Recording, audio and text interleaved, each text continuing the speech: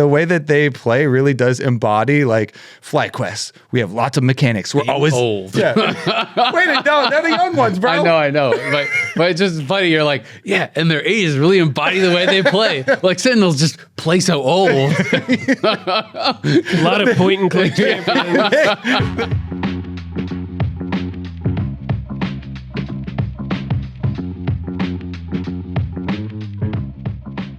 Hello and welcome back to The Dive, driven by Kia. Season number 10, episode 17. Cheers to that, Cheers. Azael. This weekend, Mr. Mark Zimmerman, did you know Cloud9 and Lyon, they've punched their tickets to Arizona, and now it is time for you to get your tickets. Single day tickets are live. Check the link in the description. The dates are Saturday, June 13th, and Sunday, the 14th. Spring finals at Arizona State University Mullets Arena. It is going to be 2 days of high stakes competition as the top three teams battle for the spring title and a chance to represent the LCS at MSI. So we will see you there. That's some pretty big stakes. Some pretty big games, Mr. Meteos. It is pretty big. I mean, MSI is hype.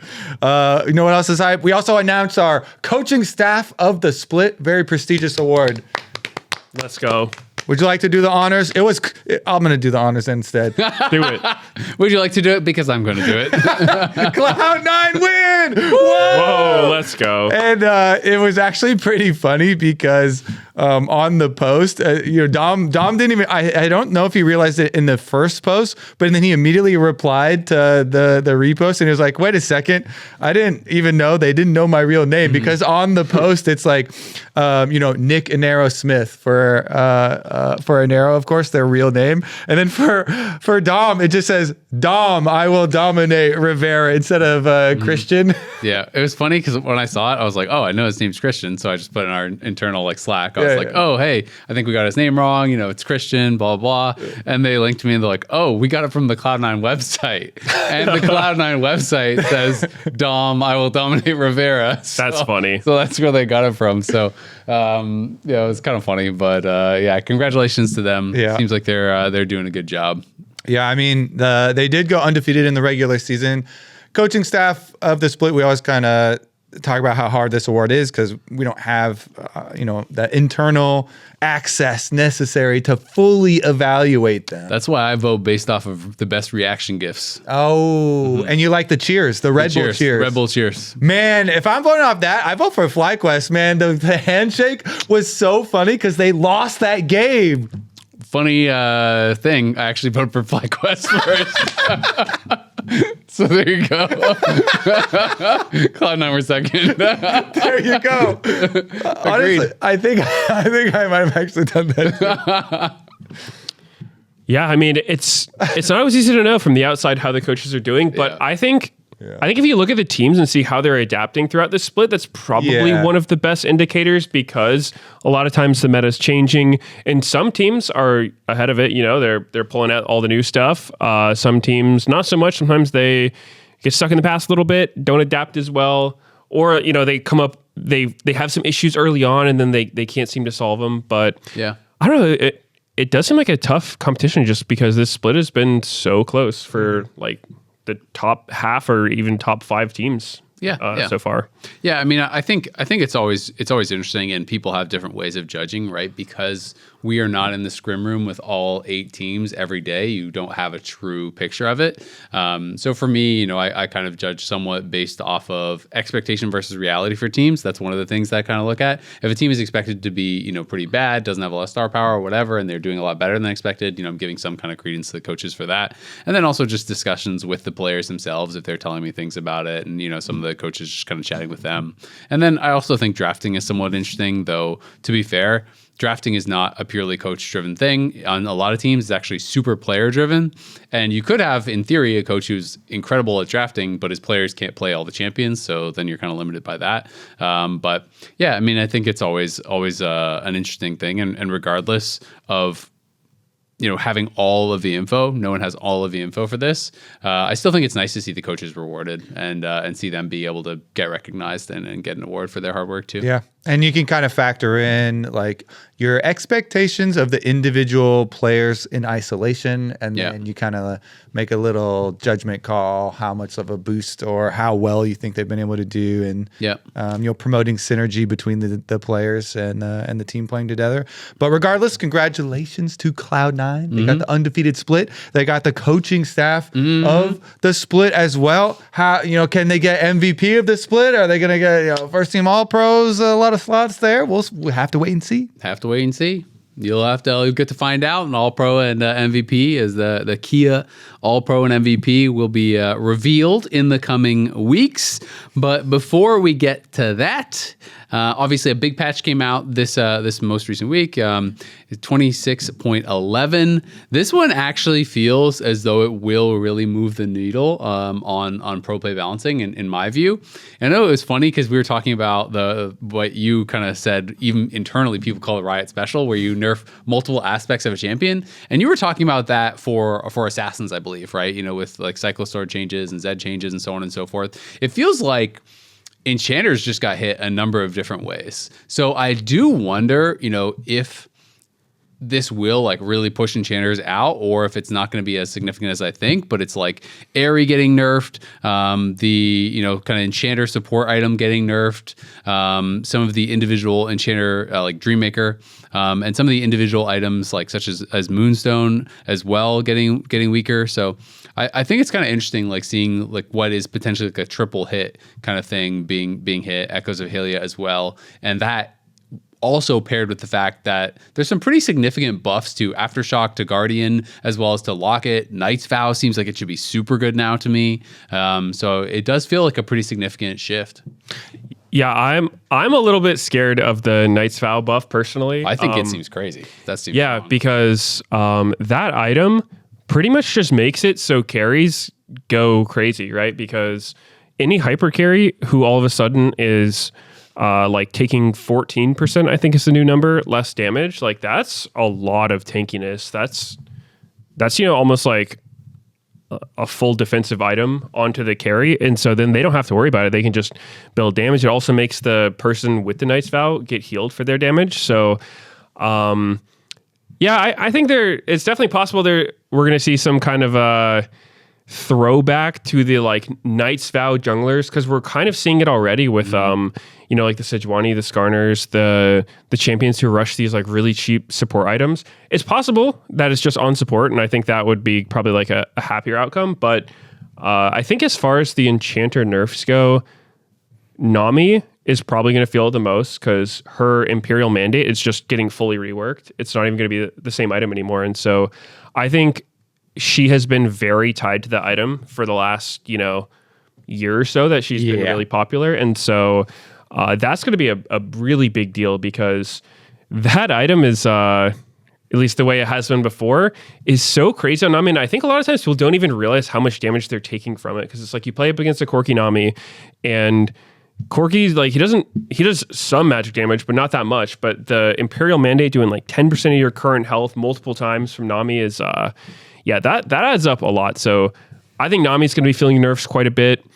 I don't know about the Dreammaker one though, because it's listed as a nerf on the patch notes, but it's actually just a slight change. It's making it so the overall value is lower, but the way it worked previously was that it would only stop the very first instance of damage. So say you get hit with like some kind of they kick a pebble at you and it hits you for 1 damage, that would take the entire Dreammaker shield. But now it'll carry over. And so until you take that much damage, it'll function more like a shield, which it will be less overall value from before. Mm-hmm. So like if you get hit with 1 big attack, it'll be less effective, but if you're getting hit by small things, it'll do more. So we'll have to see how it plays out. Yeah, I actually do really like the approach they're taking here, because they clearly have the idea that they want to nerf a whole class and buff up another class, which is, nerfing enchanters overall and buffing up the tanks overall. And so they're going about it without adjusting the individual champions themselves. Mm-hmm. And so clearly, I'm assuming their plan is we're going to do the structural changes to runes and items first, and then see where everybody lands. and see if they feel like this is in a better, like more healthy spot, with some things being outliers, like you're saying with mandate, and some of these things really kind of where it was a necessary evil to like balance around some of these, because some things were so heavily tied. So I am actually pretty excited for this and to see how it does affect the meta overall, where so many bottom lanes were in, all right, we're going ranged, we're going to do enchanters. This is like this arms race down bottom lane for so many teams. And I really do like when you have, obviously the option, pretty much everybody likes when there's variety in game, but especially playmaking supports and engaged supports are really fun to watch. I was also going to say the exact same thing as Meteos, though. Whenever you change items instead of direct champions, other people can buy those items. Right. And you know who else can buy those tank support items? It is the tank junglers. And tank tops. Yeah, and the tank tops as well I wouldn't also be surprised at all seeing like the double Night's Vow type stuff with 2 hyper carries. Yeah, it definitely is a good point as far as some of them. I would say probably the Zeke's Convergence is definitely one too that can splash around. But to me, I just started like drooling over some of these, because already I think Skarner is underappreciated in solo queue. It is, I think, adequately appreciated, or maybe even still a little bit under in competitive play, depending on what junglers you're talking about. But a lot of these tank junglers are, in my opinion, a really good spot already, and we can easily poach multiple of these items. The Zeke's Convergence for sure, and the Night's Vow for sure as well.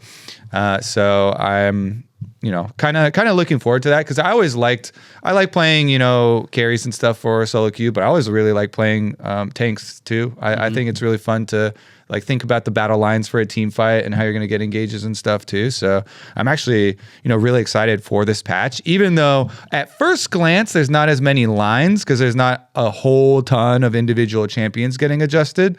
I really do like the kind of the philosophy and the approach to this one.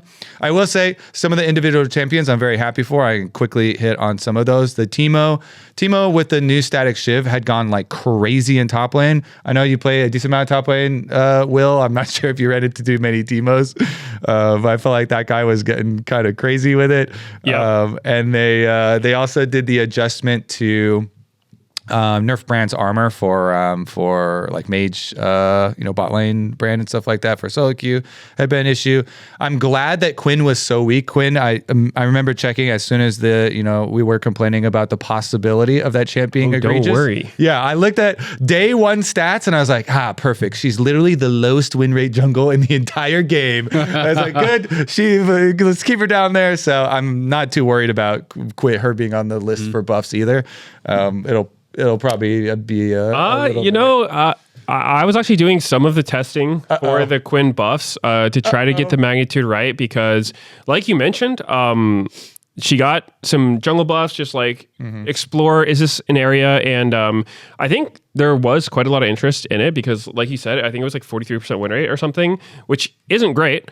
A high play rate.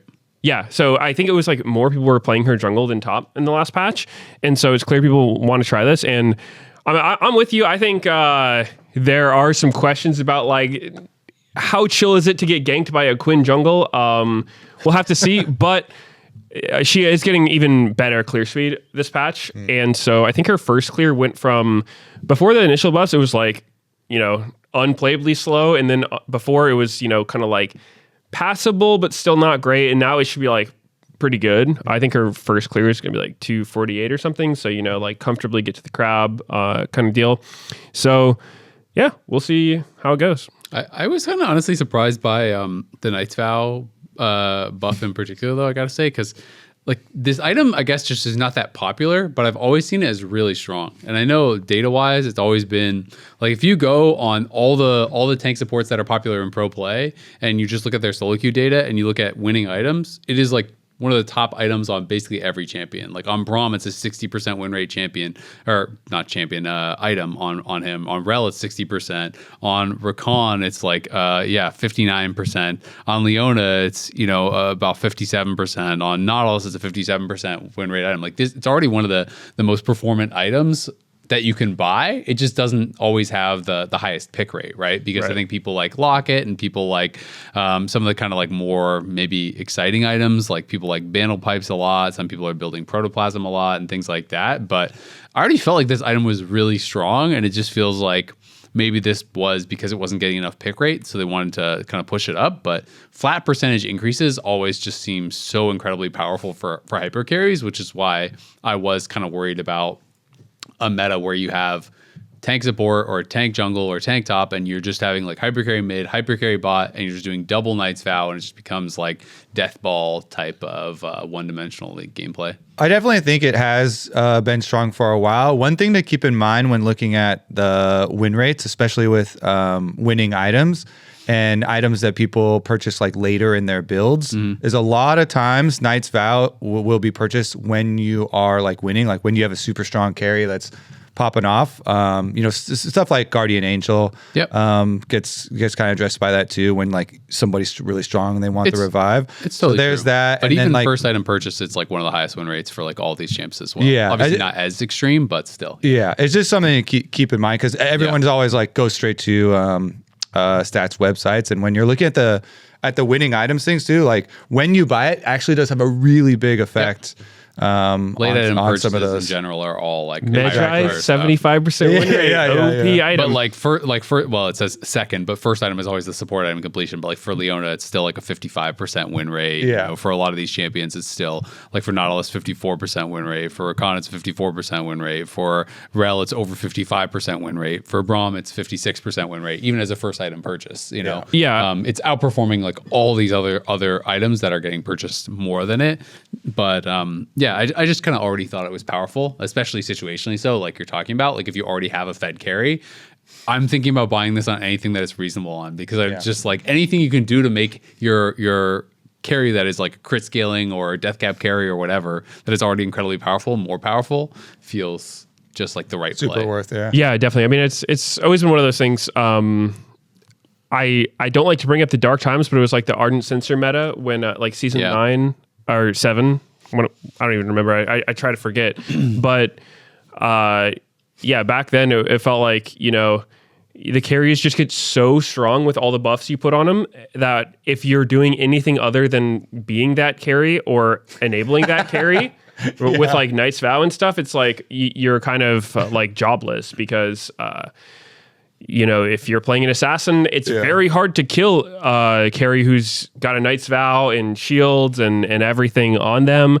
And so you kind of just end up getting deleted by them eventually. So, hopefully it's not to that degree. But I do agree Knight's Vow is a really strong item. And I think it's more to the point that Kobe was touching on, where it's just kind of like trying to change up the meta as far as which classes are getting played. And so, they're like pretty much all the enchanter items, or not all, but some of the enchanter items getting nerfed, and then some of the melee support items getting buffed. So I think that's really the goal, and we're gonna have to see how it shakes up, because I think we have been seeing a little bit of the melee supports come back, even in pro play before the patch. What do you think about some of the champions that are a little bit more middle ground that can sometimes do both? I know I've seen some Renata mains talking about how Knight's Vow is like already really good on Renata, and like Bard is a champion that can, I don't know what you want to call it. It's not really enchanter. It's not really hard engage, right? It's kind of like a middle ground. And he builds really tanky already. That's what I mean. It's like you can make use of those, right? Like you don't have to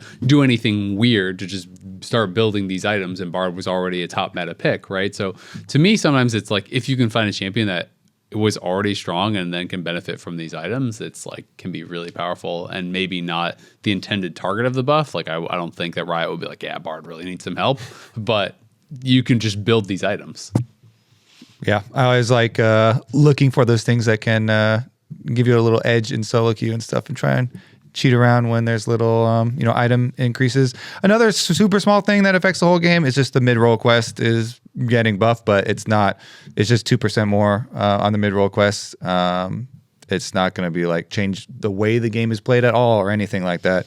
You need a Knight's Vow because that guy has 2% more damage, buddy. And I could have the option, if my AD carry is feeding, my mid laner now has 2% more damage, so I could put the Knight's Vow on him and he'll be the carry. And he's going to heal you for 2% more. Exactly. That's almost like another Infernal Drake. Big. Do those give 2%? I'm not sure. Maybe. But it's Four? around there. I think they're 4. Are they? Maybe. I think it's some amount. It's the mid-roll quest though. I think was already pretty powerful when it got changed to ADAP. It's super boring. It's not. It's exciting. harder to feel those. It is. For It's sure. way harder to feel. Yeah. But when it just makes the roll stronger. Period. Right. And I already think that that is pretty powerful. Some of the tier 3 boots are pretty powerful. Like some of the upgrades and stuff are pretty strong already. So I do think in combination like that can make mid lane a lot stronger. Oh, I did also want to mention, because there's one more item I think is pretty big, is the Mandate. well, no, not the mandate. The Heartsteel, the buff to Heartsteel. There's not very many meta champs that use it, but Skarner does. It's Skarner season. It's like, and we're gonna have Griffin versus Hambach coming up. Little spoiler for that matchup, but both of them play a bunch of Skarner and love Skarner, and so I just think the Skarner stocks are through the roof. I already talked about Skarner a little bit with the other with the support tank item changes, but also his rush item Heartsteel is getting buffed.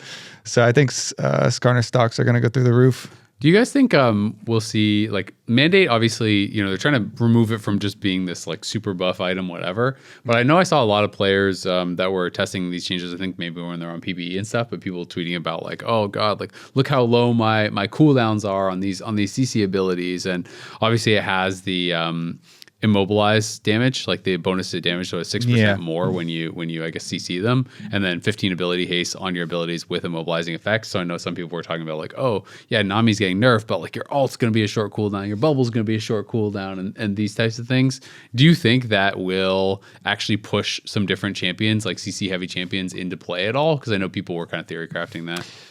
I could definitely see it. I'm not totally sure exactly, because I think the cost is going up a little bit, but like you mentioned, it's going to give 30 ability haste to immobilizing effects, which is like, I don't think any other item gives 30% haste. Especially for 2,400 gold. It's pretty cheap. Yeah. Like, even mid laners and stuff, maybe you buy this. Yeah, I have seen some people theory crafting about who can use it really well, like Nico could probably use this really well. People who have multiple CCs.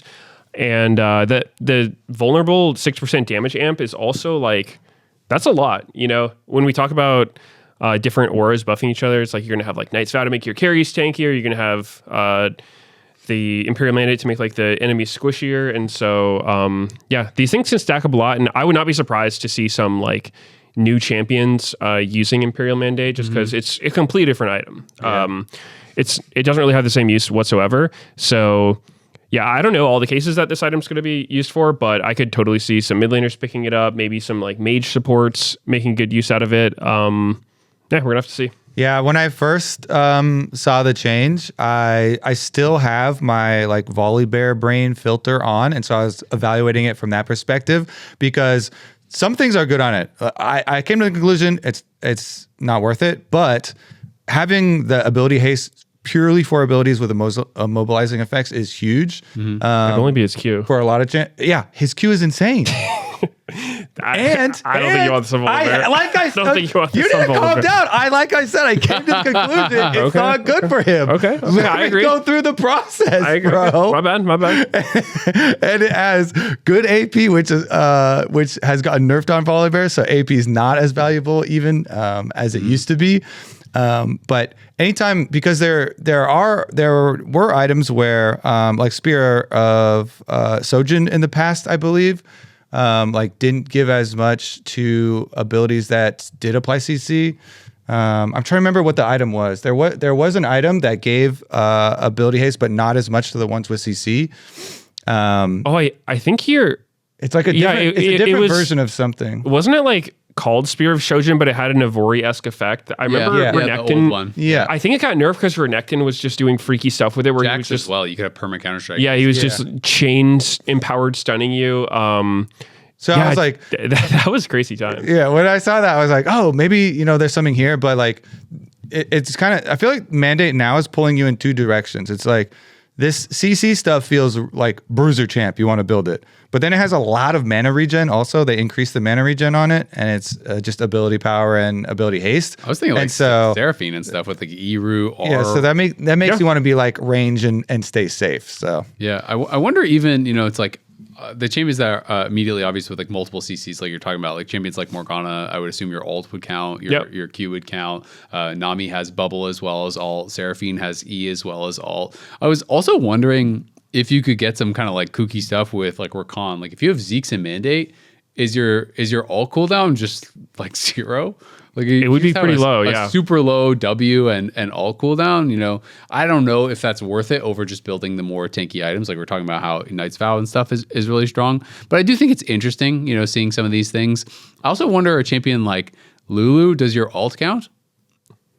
Because it does have a knockup, but it's not. I would guess it does. If it does, then that seems, it's like if your polymorph and your ult both work, there are some potential like pretty strong things.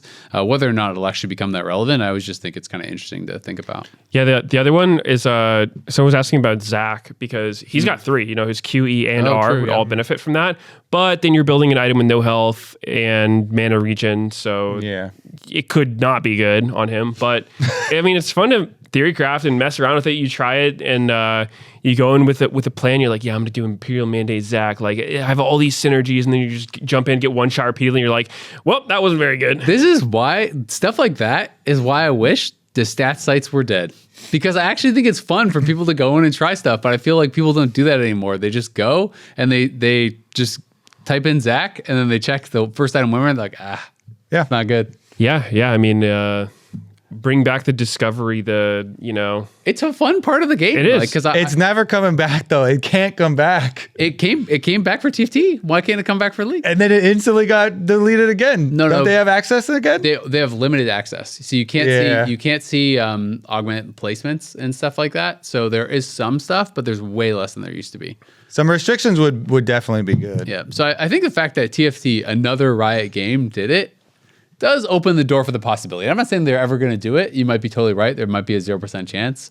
But I do think it kind of kills one fun aspect of the game, because I also understand where it's like, if I see something like that, I would want to go home and try it. But if I go and I check on some of these champions that it's a 30% win rate or something like that, well, I'm probably not going to bother, right? Yeah. Exploring and figuring stuff out is a really fun part of game. And it feels rewarding if it turns out to be actually good, and you're like, I found it. And then people aren't quick to copy you, so then it'll be slower to get nerfed. Exactly. Now with stats and them bouncing a lot by stats too, I feel like they catch on quick.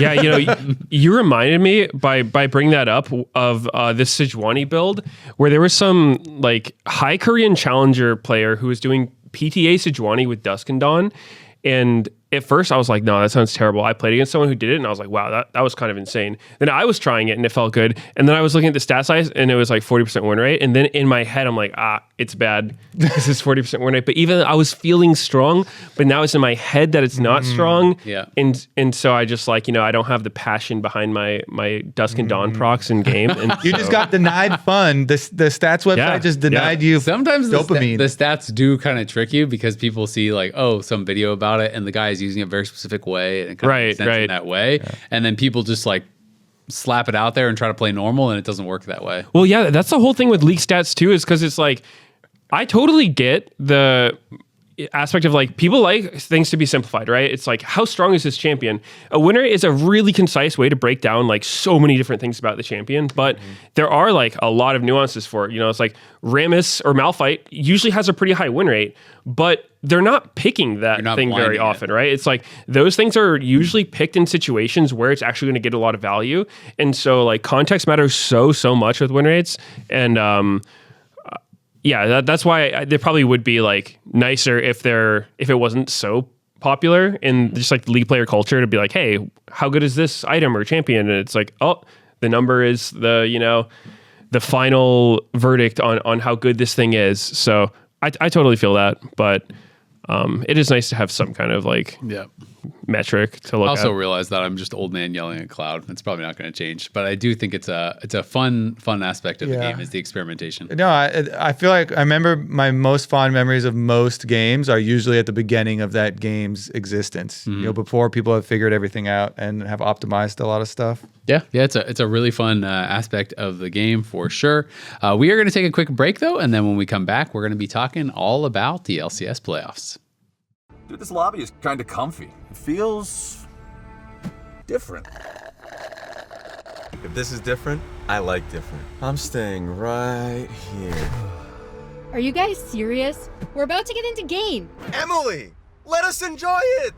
You guys need to lock in. Maybe this'll help.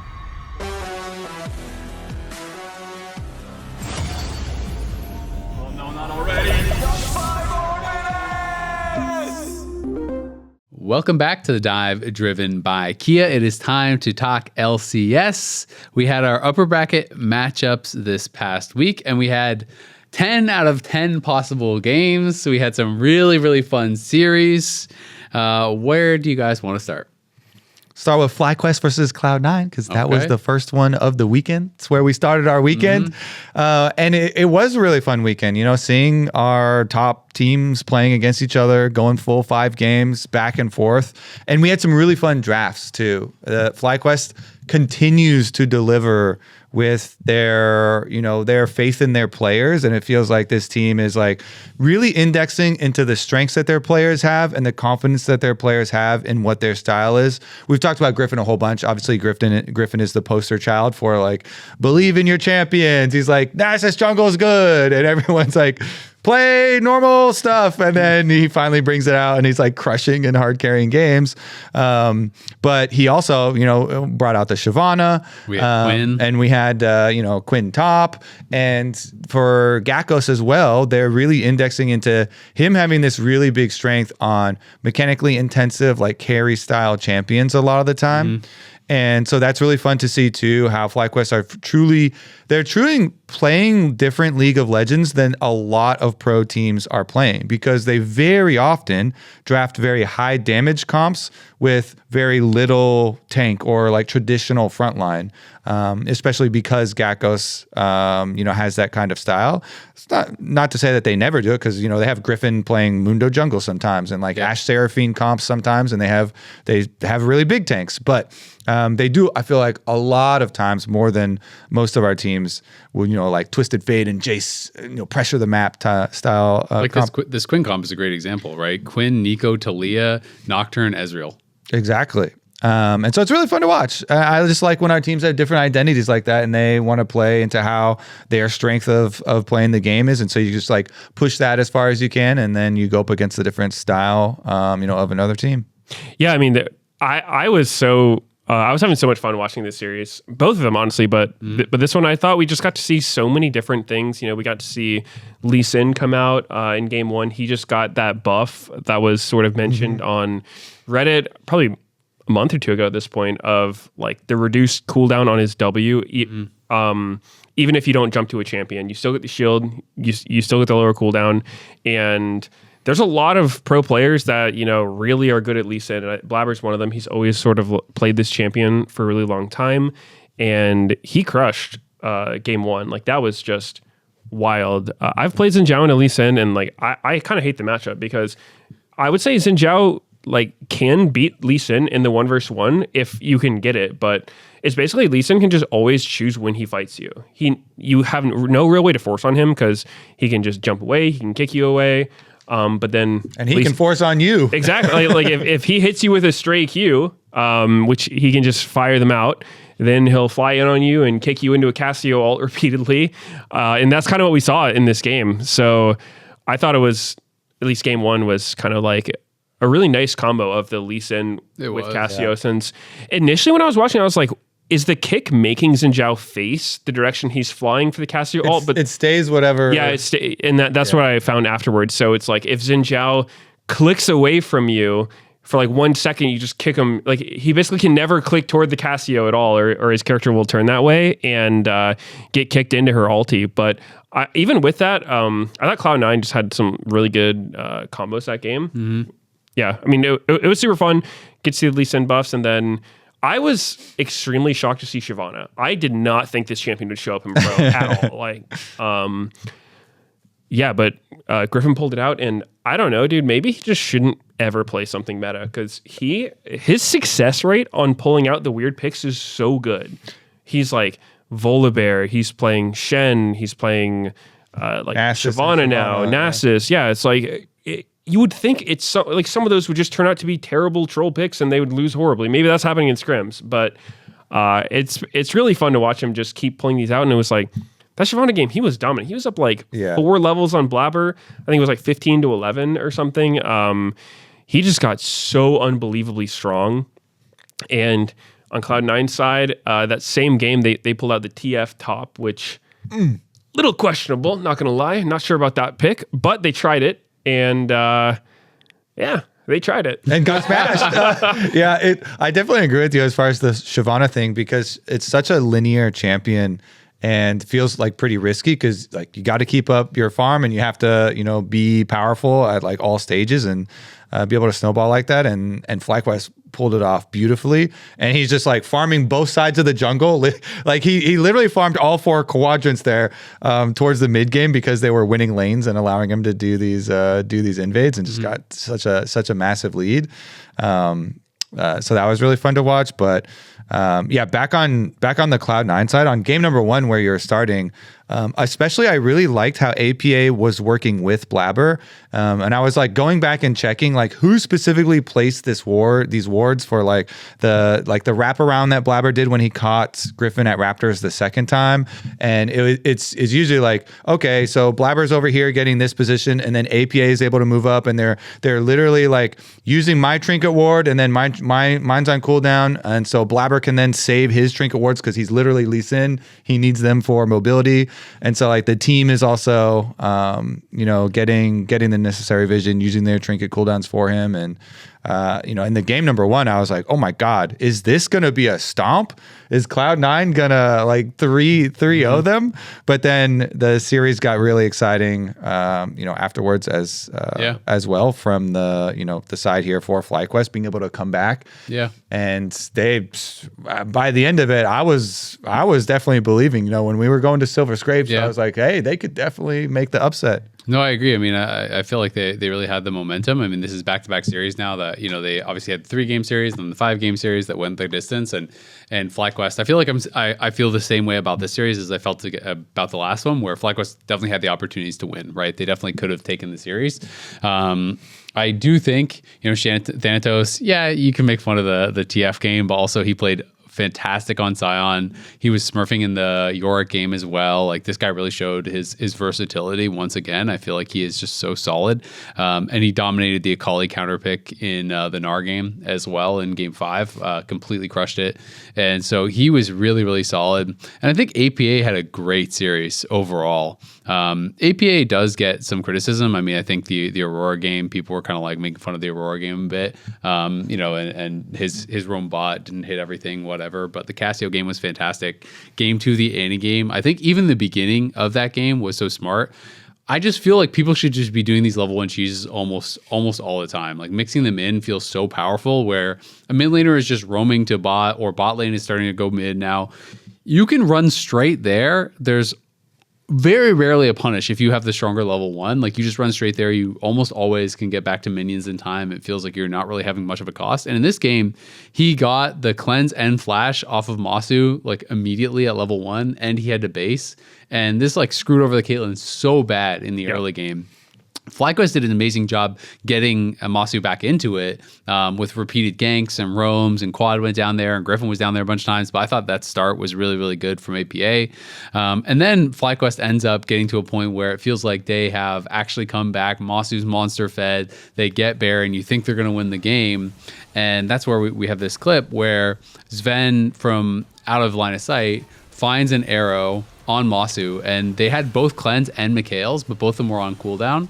And FlyQuest just did not really know exactly where Zven was. He played from fog, and he shot the arrow like through the jungle, kind of like over the wall, so that by the time it appears, you have very little time to react. So it's very difficult to flash these ones that come from fog and just like you're beside the wall, it just pops out and you have a split second, right? And especially if your camera's down, you basically can't react. Yeah, that's a super good point, and I love the angle he had for it, since so many abilities have, if you see the person shoot the ability, it is infinitely easier to dodge, right? Yeah. Like, I think anybody who's autofilled Ashe will, do one of two things. They'll either just shoot ults from Fountain on cooldown, going for the montage, or they'll just sort of shoot the ult at the person while standing in front of them. Yeah. But Zven had this like really clever angle, like you said, where he actually shot it directly through a huge piece of terrain as well, which it's hard to see. So you can't really fault Masu too much for getting hit by that. But the other thing I wanted to mention is TP flank. Yeah, every part of the TP flank was so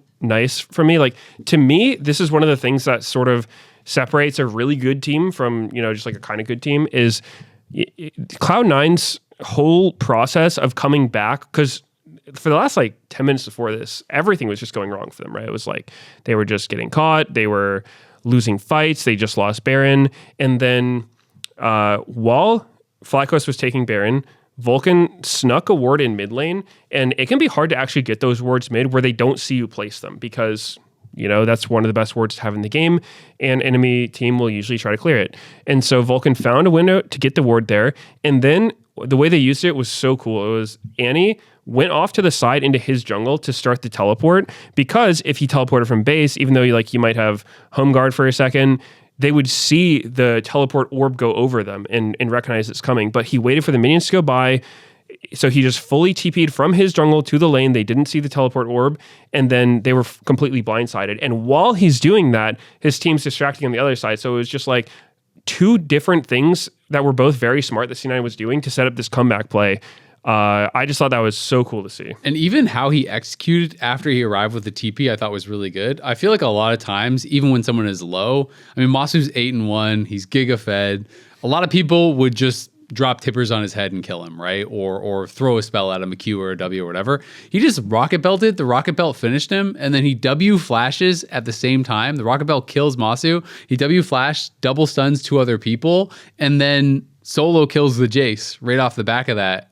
Because he was like 4 levels down on Chase too. Yeah, like because he hadn't spent the spells. Yeah, he's level 15 and Jace level 19, so exactly 4 levels down. So I just thought that was like, even his sequencing was really good. The whole setup was really good. I thought that was a pretty brilliant comeback play from C9. And so to me, this game kind of like started and ended with APA, like this big play that put Masu down, and then FlyQuest make so many good plays, get Masu to a point where he's 8-1, he's up over 2,000 gold over Zven. Feels like the game is over. They're on soul point. They're up 4K. They have Baron. And then this tiny window where there's no cleanse, no Meteos, they find this play and the perfect TP. They instantly wipe them, and then the game just ends. And it's just like, that is a crazy big time play, right? And I thought that was really, really impressive from C9. Yeah, I like that one so much as it was going on in the game. Like, really big clutch moments to save games have made this playoffs already so exciting. Mm-hmm. We've gotten so many of them. Game number 5 of this series. Also, I think this is part of the credit to Cloud9 coaching staff. I thought their draft was really good for a game 5 draft here, because they answer so much of what FlyQuest went for. With FlyQuest early drafting the Kalista Renata, then it's so funny how much people make fun of Masu Jhin, because Jhin is such a good answer here with Jhin and Alistar lane into the Kalista Renata. And we even did our sideline interview with FlyQuest coaching staff, and they're like, we thought all the good stuff into Kalista was out already, and now that we're really worried about this bottom lane. And Zven pops off with a 13 kill Jhin game, whereas like Masu has had this very unlucky quote unquote record with Jhin for FlyQuest. But even before that in the draft too, when Cloud9, they see not only Kalista Renata short range, they see a Mundo locked in, they see the Akali locked in, and then they throw down the Swain counter pick here into mid lane for APA. And it's just like all those short range things that Swain can survive a really long time into, is going to get really high effectiveness.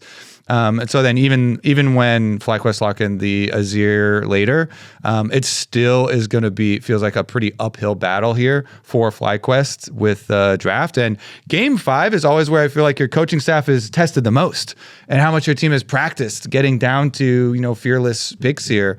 Not only that, but Cloud9 also had secured one of the most highly prized picks for their team, which is Thanatos Gnar. Yeah. So I just, this is, credit to they just won coaching staff of the split. So I don't know. I thought that was a really good one for them to like clutch out a series here. Game 5 playoff series was really looked good. And I still have came away from this series with a lot of faith in FlyQuest and like really excited for how much, we've seen them grow and what they can do, still in the lower bracket there for playoffs going versus Sentinels next. It's going to be an absolute banger as well. Yeah, I thought in this game 5, like I thought throughout the series, Masu was really outperforming Zven, and like FlyQuest bot lane in general had been more impactful. So I thought it was so big for C9 that they just kind of like stomped them because I think they kind of forgot about the Jhin. To me, that seemed like an obvious answer to the pick. But even with that, in that same coach interview, they're saying how it's like, we should be heavily winning in the 2v2, especially early, right? And it just felt like in this, both C9 played really, really well, and CoreJJ was never able to actually handshake any of the engages from Vulcan.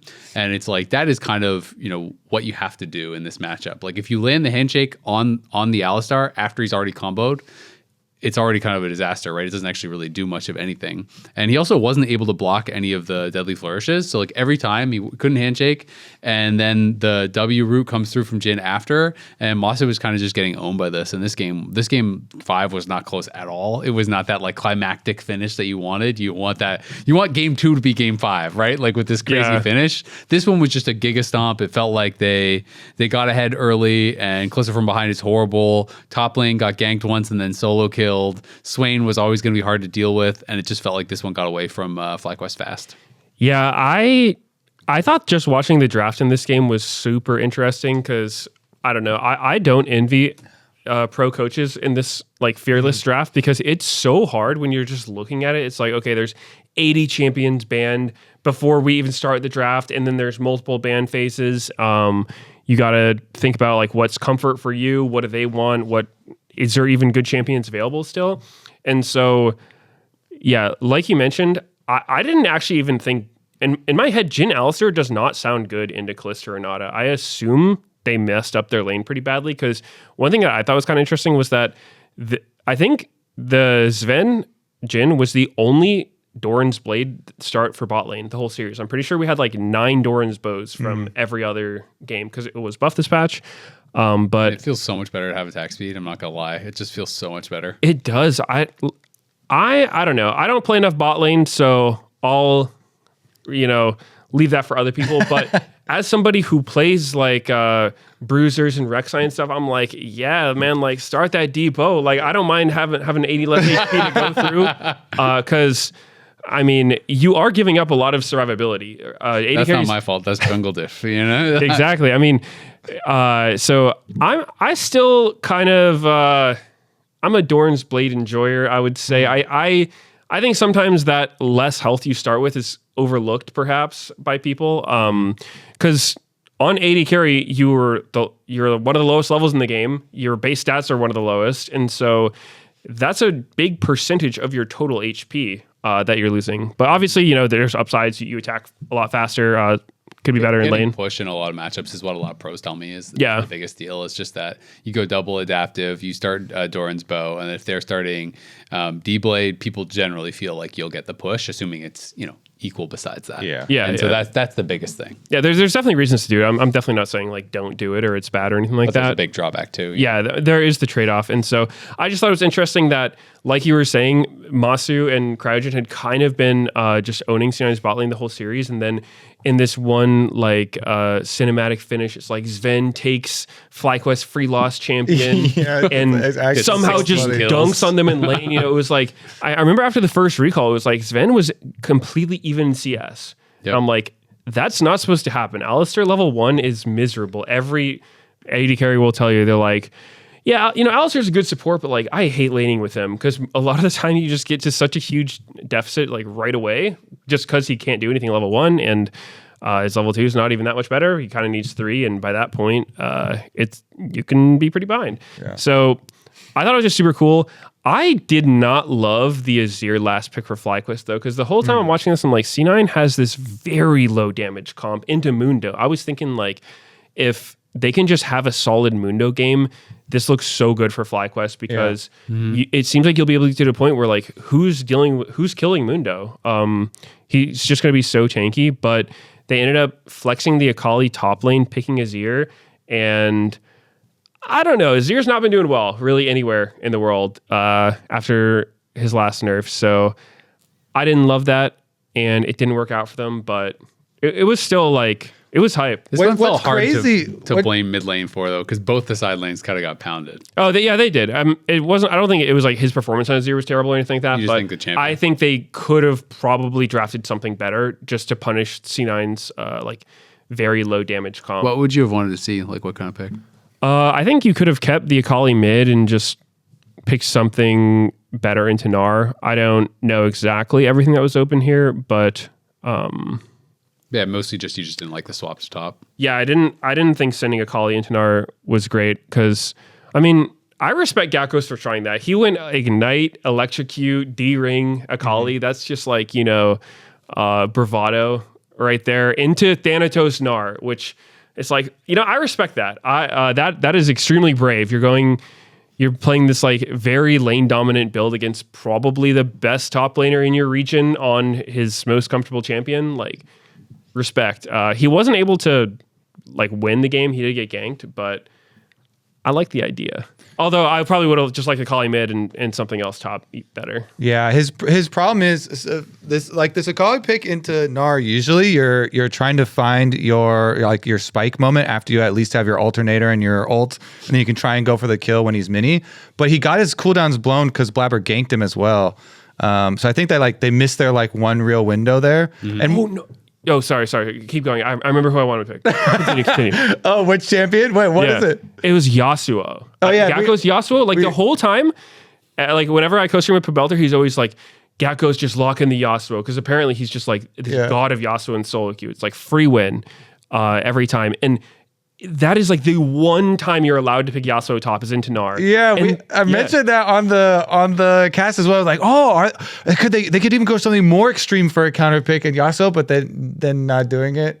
But then they would have two. I guess their team's pretty squishy anyway. His Aurelia is also, he was known for his Aurelia, right? It was banned. Yeah, okay, yeah. Yeah, it was banned, unfortunately. I think Vayne or Irelia would have been good picks there. But to me, it really felt like you could have got away with Yasuo there. Like, you go Bork, they're really tanky, you have a solid lane matchup. But they didn't do it. And it didn't. I was gonna say though, even with Azir and Mundo, they literally got first blood with that mid jungle. Yeah, Azir Mundo first blood was crazy. I thought that with that extra money, maybe the Azir was gonna be impactful. And there was one team fight where he got a triple kill, but they had already lost everybody. Yeah, Quad was kind of their only hope in that last one because everything was kind of going tragic. But they kept on getting engaged on in pretty rough spots. Mm-hmm. And unfortunate there for sure for the FlyQuest side, but really big, especially because the Cloud9 bottom lane has been getting so much. Zven, because Vulcan gets praised, but Zven gets a lot of the magnifying glass and social scrutiny. So it was huge for him to get a 13 kill game there on Jhin, and he was completely blasting. And just like you said, we were worried about how is Jhin killing Mundo. Well, Jin's got 10,000 extra gold. Fine, honestly, 10,000 extra gold. I don't know what those Jhin players are complaining about. Yeah, just blast them. Yeah, I did like the Swain though. I thought Swain. Really he's smart. One of the I think craziest Deathfire touch users there is because his ult is just applying it to everybody. And I remember before Deathfire came out, I was doing some testing with High. And I was like, let's compare it to Conqueror. And we were both just sitting there, Swain ulting. And it was Deathfire Touch did so much more damage than the Conqueror did, for the AP conversion. So constantly refreshes it. Yeah. And I mean, I don't know if you've looked at Swain's ult, but that thing does 0 damage. The actual ult itself is just a debuff applicator. So it's Leandries, Rylai's, and then now Deathfire as well. yeah, he was going crazy with that. Oh, yeah, that was the other thing I had forgotten I was going to mention, because that was part of why they swapped the Akali top 2 was because the Swain got picked. And I think maybe they wanted to dodge that matchup, because I think Swain, like they pick Swain, they see Kalista, Renata, Akali, Mundo, I guess was what they had seen, and they went the Swain there, which obviously it's going to be dive, it's going to be short range. And so maybe that's partially why as well they decided to swap. But Cloud9 did end up taking the series. It was a pretty close one, very exciting. The next series was Lyon versus TL, which also went all 5. And this one I thought was also a really, really fun series. And really interesting because the coaches were kind of like walking back and forth through the lounge when Kobe and I were on there, and we were chatting with them a bit throughout the day. So it was kind of interesting, hearing some of their thoughts and stuff, and hearing Spawn's thoughts throughout the day as they were playing. But also seeing, like, Jose talked a lot about this series. The Lion players, obviously, and him were on pros, and so we got a lot of their own kind of perspective. Berserker, Isles, and Jose did this pros episode, and so it was cool hearing their thoughts on the series immediately after the series as well. Well, what were they? Yeah. Oh, well, okay. Well, sorry, I didn't want to just monologue forever. Jose basically talked about how he felt like a lot of it just came down to team fighting and them not being decisive enough when they had advantages. And he felt like they were kind of just essentially allowing the game to like come to them, and playing more for scaling, didn't feel like they were aggressive enough in those big moments. And he was kind of referencing, like, for example, like the Poppy catch on Annie as like the kind of plays you have to actually make to win the game. And it was funny because I think you were there probably at the same time too when Spawn came by. I think it was in the game 5 when they forced Berserker's flash on Jinx. And Spawn was like really happy. He was like, "We just won the game," like he's like, "Now all we have to do is go Baron." And then he walked off to the bathroom. He was like, "Yeah, they're gonna go Baron." But it's funny because right to him, I was like, "I don't think they are. It's game 5. I think they're gonna be too scared." And he's like, "Nah, we'll go Baron," and or whatever, right? And it's kind of like interesting because that was like the. Another thing that Jose was talking about, like kind of like lacking of confidence, they didn't actually punish that flash window as well. And that's one of the things that I think is easy to see in review and easy to see when you're not in game. But when you're in game, it feels scary to be like, yeah, let's go hit Baron right now. In game 5 of a playoff series, like let's go start Baron with all 5 alive. I mean, it is the very end of the series, but off that point, the way it ended was so troll that I do feel like nerves to me seem like they were at an all-time high for both these teams in this series because throughout the split, we've seen both of these teams kind of try to adapt this like extremely aggressive style. But I think game 1 and game 5 were just like extremely slow because, like you were saying, there's a lot of pressure. People don't want to make the mistake. But then Liquid started Baron without their jungler. And Inspired was just right there. I was watching that. I'm like, what are you doing? They got it low enough. And then it was so crazy. Bard ulted Baron. Like Lion's support ulted Baron to stop Trundle from stealing it for him. It was just every part of that play was just so crazy. It was clear. It was like, maybe fatigue reading these players plus nerves because it was just like there was some weird stuff going on at the end of the game. And then Inspired ended up getting it. Like Jose wasn't even there. So yeah, that to me when I saw that I was just like, wow, that was a really sad sequence. Am I misremembering that? Because I thought Jose was in the pit, but then went out to try to chase someone. No, he just wasn't there at all. He was coming from base. Oh, wow. It was wild. Liquid just started Baron. I think what happened is they didn't think Trundle could be there in time because they like just got in Dragon or something like that. And then he was there and they were like, oh, whoops. But yeah, it ended pretty badly. That's crazy. I remembering back to this moment where Jose was talking about trying to punish and do something after he had just gotten Berserker's flash. I thought it was really telling the way that the players were talking about how their team was like feeling and operating when they were talking about it on pros. Because when Isles and Berserker were talking about, Isles was talking about, oh yeah, even when nothing's happening, it feels so tense because, we're planning for this checkpoint and we're going to do this. And, we're trying to get this item spike and we're trying to like keep vision of this area. And, we're all talking about, moving up. And then when Jose was talking about the moment, he was like, yeah, it, maybe this was a problem, but we didn't have any tension. And I was like, yeah, I think that might be a problem. And he was like, yeah. And I remember having this feeling after blowing the flash off Jinx that we should do something. And I was like, oh, like that. It kind of just the way that they were talking about the atmospheres of their teams in these big games of game fives and stuff did feel like such a big difference that that. And we always say this stuff, but like teams with Inspired on it are going to bring like so much. This is going to be the plan for the next, like 5-10 minutes of the game or whatever. And they have that tension of like, okay, we got to do this. We're going to do this. This is the next thing we're going to do. Where it felt like when, TL were talking about it, they were much more reactive. And he's like, yeah. And I play with what's on my screen. And like, yeah, we make plans, but then it's not like the same, type of plans and same type of tension and looking forward to, this is the next like really important vision step that we need in order to accomplish this goal that is going to progress the game in this way for our comps to be able to win. And so I thought that was also a pretty interesting kind of difference maker because it seems like Lyon always does have that. Okay, this is exactly what we're gonna do. Yeah, it's something I also felt like I've always kind of felt like this when I've watched a lot of TL rosters over the years. Is Core plays non-engaged champions really well, but when he is playing those champions, I feel like no one does anything. Like he's the only guy who feels like he starts fights a lot of the times. And so when he was on Sona in Game 5, I was a little bit nervous for them.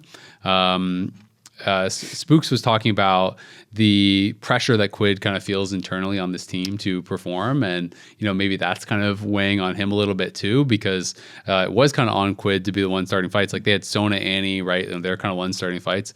And I was kind of curious if you're talking about a different fight, Meteos, because this is the endgame Baron fight, and Jose's in the pit when they start. But at the 33-minute one, Bard ults it. I'm not sure. This is like the 33-minute one when like he was in the pit hitting it. But I don't know if this was the same fight that you were thinking of or a different one.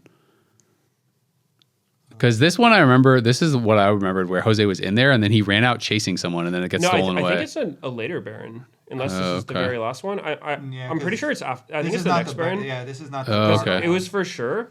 It was so troll because... This is just the one where Jan got one shot. I guess that's the one I was thinking of. Yeah, I think it's the next one, but it was just such a bizarre sequence of... Like Liquid is just leashing Baron for Inspired, and then Isle. Oh, when they're doing Soul. When they were doing Soul. Yeah. That was the one. And it was just it was just ridiculous looking. That's definitely one of the situations where neither team feels very good about what just happened afterwards. Just like Inspired is in the pit, and they were doing Soul, and I guess they must have thought Inspired was the one souling the Soul. Yeah, but Jinx and Talia were killing the Soul. And then Inspired was just there. Clearly, Isles, I also kind of thought that Jose was there too. Isles must be Bard holding the Baron because he's like, their jungler must be in there, right? Because they're rushing it down. Yeah, and I think Poppy must just keep him away because you don't even see him on screen. But it's so funny when he comes out of that Bard ult, like you're saying, and TL are all kind of pulling out of the pit, and Inspired just standing there and just smites it completely uncontested. Yeah, it was such a hilarious sequence for the game, for the series to end on, and I would have loved if Game 3 and Game 5 were like flipped in this, because you mentioned earlier how it was like, you want to end with a bang, and like Game 3 was probably like one of my favorite things to see in Pro ever. That was when people talk about how is scrims different from stage matches, I'm going to tell you, like, Game 3 was a scrim. Like, these teams did not give like a single shit about what was going on in the game, because like I thought TL locking in Mel Pantheon was so insane. It was like, I'm going to be honest, I don't know how TL could ever win with this comp. Like ever. Even though it started out so well for them, it was like the enemy team is extremely tanky. You're like Silas, Malphite, Brahms, and Zhao. It's either full tanks or tanky bruisers, and then you have zero sustained DPS whatsoever on your team. It's like, I don't even think this is one of those comps where you can just win lanes and out macro them. It's like you have to genuinely stomp every single lane into the ground, and even then you might still lose because your champions just do not have the damage to kill what Lyon has. So I thought it was insane to see TL draft this, but I also loved it because it was so fun to watch. Yeah. Massive props for that. Like whipping that out in that kind of game, it was cinema. but This is I don't know why they did it. We have the like 8 people in the dragon pit at like 4 minutes. Yeah. It was great. And then everybody's like walking up there and bloodbath, and they're all flashing over the wall, chasing each other down. It was super fun. That one was crazy. I'm assuming probably because it was after they saw the Mal fight, and they were like, oh, we can't pick more AD just because they thought they saw Mal.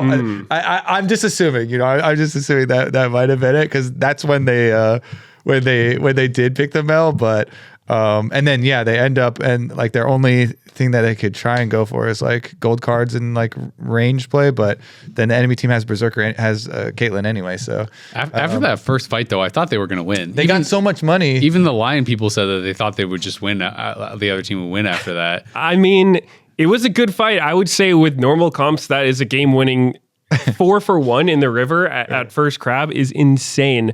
But I swear, man, it's like Saint went crazy this game, though. He did. I mean, I'm not saying Lyon played bad, but I am saying if you don't have an AD carry up against these kind of champions, that is who kills them. Yeah, and I agree with that. And I was also kind of thinking when I watched this, and I just feel like when I see a lot of teams, and this isn't just a TL thing or a Yon thing, when I see a lot of top teams around the world play Mage's bot, a lot of times the AD carry player is very proficient mechanically on the champion. Like they play the champion well, but then you get to team fights and it just feels like the team does not know how to change how they team fight playing around a champion like this compared to playing around a standard AD carry, right? Yeah. And it's like there was a lot of fights where I felt like they, once they had this lead, where they were super rushing, and I feel like it is really hard to win fights with this kind of comp. I agree with you, but the way that you're going to do it, if you're going to do it at all, is gold card into shock blast into solar snare into like all this poke, and you just keep doing this and you're playing around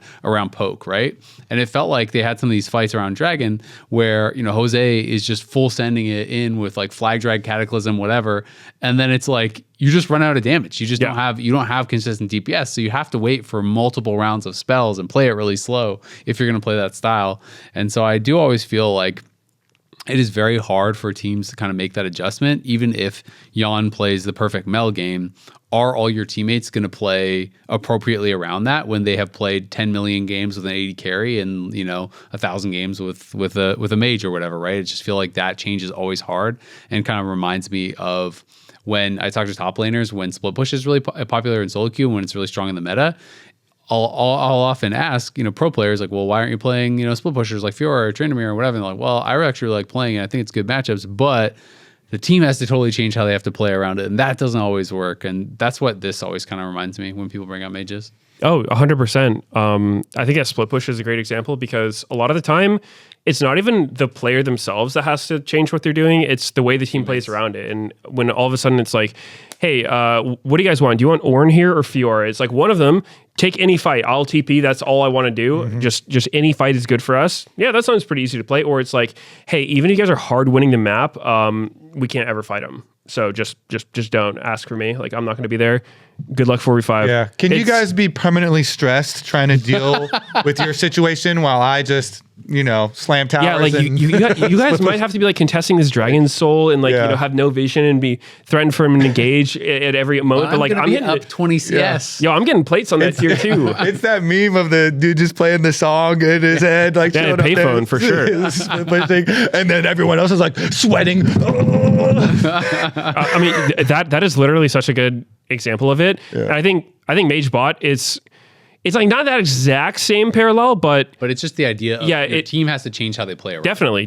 I mean, it's people in different roles as well. Yeah. What I've experienced the most with it is that the AD carry players themselves, it's like they might be able to play the champion mechanically well, but usually AD carry's whole mindset in the game is just like, I'm going to survive and I'm going to try to get as much money as I can, because then I'm guaranteed to be useful later. But a mage is like, that's not that good of a way to play. You have to actually like use your strong mid-game spikes to get stuff done, and pressure and like, allow the enemy team to like go for you and make space for the rest of your team, which most of the time, like people who've just played AD carries their entire lives just don't have that skill set. It's kind of like goes against their entire being of like, why would I want to like go up like that or, fight early? So that can definitely happen, but I don't know. It's I think Mel on her own could work, but with TF and Jarvan, who's like a very low damage mid and a low damage jungler, it's like, the other team is just so beefy. I really almost never see that working. Yeah, in one of the other dragon fights where we were literally just constantly fighting in this game, they missed one part of their CC chain. They did gold card into the stun from Pantheon, and then they didn't quite have the cooldown for EQ, and then it was Jan was supposed to follow with the Mel route, and they like didn't quite have the cooldown ready for the other one, and because they missed that split second of CC, like the target lives and is able to sustain and like gets away, and like they don't have enough damage. So yeah, if they don't like perfectly layer everything, then it's gonna be hard. Something Isles also talked about with this game is that he just felt like Core didn't do a good job actually pressuring the map and finding plays, because he was saying he felt like, you know, basically like if you're gonna go Pantheon, it's only you have to get ahead. Like you have to be doing stuff versus a Braum. Like Braum just kind of has to exist and then like mark you in a team fight. Whereas Pantheon needs to find dives, needs to find kills.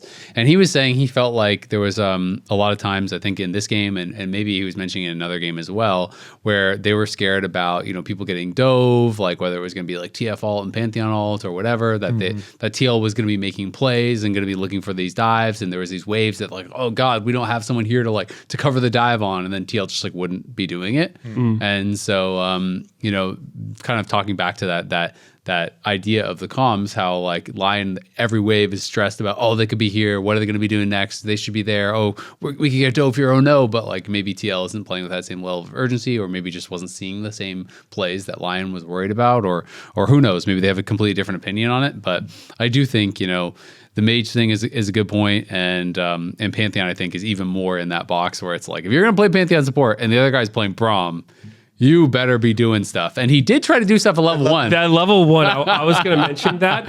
And okay, so I actually think Inspired deserves a lot of credit for this, because that he was like, if he made one wrong move, he was going to have a super cringe game. It was Jace moved in topside and warded his blue, and then Pantheon just flashes over the wall to try to kill him at red. It's like Core, I think, is probably the if there's like a most likely LCS support to hard cheese you, it's Core for sure. He does it on like Elise, Poppy, Pantheon. He loves that. Tom Kedge, he did, Yeah, I mean, it's super funny. I could see why a support would want to do it, but like obviously if it doesn't work, you're setting yourself pretty behind. So it's kind of just like this massive gambit where it's like, hey, I'm gonna like throw my lane and make it so the jungler can't play.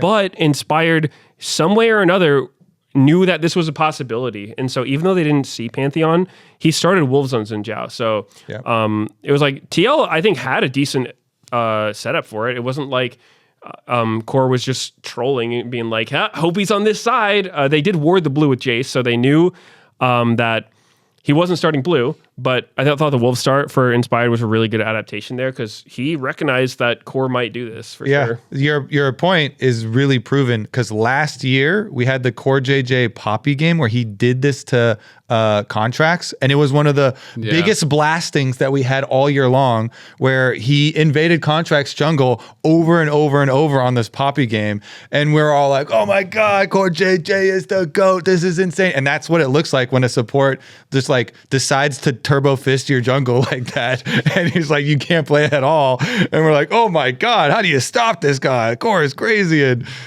kept invading. And so I think your point of like, it didn't look like much, but it is like big to avoid disaster there. And it's really smart to start Wolves is a really good point, because like we did last year have proof of them doing basically that versus contracts with the Poppy. And I mean, it's just crazy when you're thinking about those kind of situations, how that one decision can have such a knock-on effect, right? Where it's like, not a lot of people are starting Wolves, right? Even if they see their blue get warded, they're probably starting Raptors, or they're going to go over to red or whatever. And if he's in that spot, at the best case scenario is you get pushed out, right? Like the disaster is maybe you die, but best case scenario is you're definitely going to have to leave that side of the jungle, because it's an ignite, electrocute Pantheon, right? So you're probably dead if you're in bottom side and you don't see the Pantheon get on you. It was definitely very good foresight by Inspired to recognize this possibility. And then I would have loved to hear Lion's comms when they see Pantheon just show to lane. Hex Flash. He's got Hex Flash. He did something weird. So Yeah, that's got to feel good for Inspire when you see it. You're like, yep, that guy, like, I knew it. Avoided the cheese. Yeah. I also wanted to give Dokla some credit in this one. I thought his play in that game 5. I referenced it earlier because Jose was talking about, those are the kind of plays that a team has to make to be able to win a series like this. You have to see those moments and just not hesitate and just go for it. And Dokla, we had him on the lounge immediately after he won, and he was obviously really excited. And he was even talking about that specific play, how he said he felt like in those moments when someone shows and you see that there might be an opportunity, you can't just be hesitating, because if you're like strafing back and forth and kind of like threatening it a bit, then they're going to be ready for it and be able to flash it. But he saw that there was an opportunity and he just like ran straight for him, no hesitation, instant flash, instant stun. And, in those moments, you just don't have a lot of time to think about it as the opponent, right? Like if he hesitates for a second or two and is strafing back and forth, you think, okay, he could actually look for me here, right? But he just wasn't ready for it and caught Quid there. And to me, that was kind of like the backbreaker. There were fights after that, but that felt like the turning moment in the game. And so I thought he played, really well in that one. And taking some of these matchups that are, tough matchups, like matchups where you might be losing in the 1v1, but are still going to be super impactful, like the Malphite game as well. And I think in my recollection, he got ganked a couple times that got put down in the Malphite game against the Jace as well, I think. I don't know if he got ganked before he solo killed, but he did solo kill him eventually. Yeah, it was like a level 5 Malphite solo kill. Yeah. He flashed on him. Yeah, Malphite is really good in that matchup. And it was funny because I was just talking to Dokla the other day about playing that matchup and why you don't see it in pro a lot of the time. And so it was fun to see it come out. It's one that I always really like, especially against comps that are, low damage. And obviously TL, I think, partially picked the Mel to try to save it because they're like, oh crap, we have TF Jace and like Pantheon and Jarvan and we're playing to a Malphite, like, uh-oh. So let's pick a mage, right? But, I thought he played quite well. And I feel like in general, Dokla has risen to the occasion well of his team picking up Castle, and they didn't even use Castle in this whole series, right? So clearly they have talked about the fact that Dokla was really motivated by that and kind of risen to the challenge and really, really motivated to keep his spot and prove that he should be in there. And I feel like he's playing very well. So that was really cool. And I also just feel like Saint has been going crazy in some of these games. The Silas game, I thought he was like kind of 1v9 in moments. He was kind of styling on Quid. Yeah, I want one last thing that I now remember too from pros, because I was like, oh yeah, I'm gonna go down the line, and like this guy in Lyon's the best in their position, and Berserker is the best in the AD carry position. Berserker mentioned that he flashed while casting another ability multiple times on accident in this game. 3 times he pressed summoner spells when he didn't mean to. He did it on the Jin game. He was mid lane with the enemy AD carry like right in front of him, and he W's and he flashes also. And then they talked about the comms on the other side. Jose was like, yeah, Jan was like, this guy just flashed, and then they make a plan to make a play and they kill Berserker because he has no flash. And then he did it as well in the Seta game top lane. He was like, yeah, and then I hit Q and I also flashed. and then, keyboard? Yeah, and then in that one, Jose is like, actually, I don't remember anyone even calling that. I don't even know if we saw it like that. They didn't even know that he's trolling. Or we were like, this guy, like, we would have made a plan, I guess, but like, what would we say? This guy's trolling. And then Berserker's like, yeah. And in the Caitlyn game too, when I was walking up to the dragon fight, I thought I had Ghost, and so I pressed cleanse. And we're just like, this guy is, I still think, is the best AD carry in the whole league. But in one series, he's just like, the summoner spell, I don't need to, I'll like throw these out. You could just tell watching them play. These guys were feeling a lot of pressure both sides. I mean, I feel like it wasn't even an elimination match for either side. This is upper bracket. Yeah. But obviously, like, they both really wanted to win. And oh man, that game 4 Smolder from Berserker as well. That sequence where he tries to greet his flash. That was horrible. That was the worst play of the whole series. That was hard to watch. That was the worst play of the whole series. Yeah, I feel like he could have flashed earlier in the fight, I think, to clean up bot lane near like river entrance to blue buff. But he decided to save the flash. I'm like, okay, you don't need a flash. It's probably a decent idea. And then he's going for Orianna, and it just felt like maybe he wasn't that comfortable on Smolder because he was trying to Q her over the wall, but just didn't have range.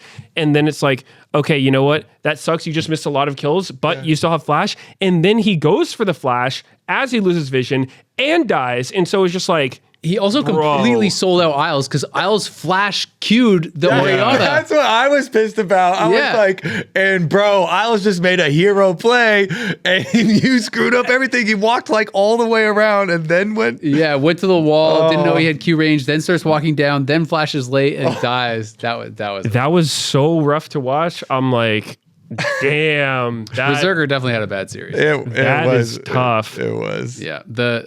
You're saying it's not an elimination series, but it was actually still such an important series because it guarantees top 3 and it reduces the amount of wins you have to do by so much. So A, it guarantees they're going to finals, even if they lose in the upper bracket.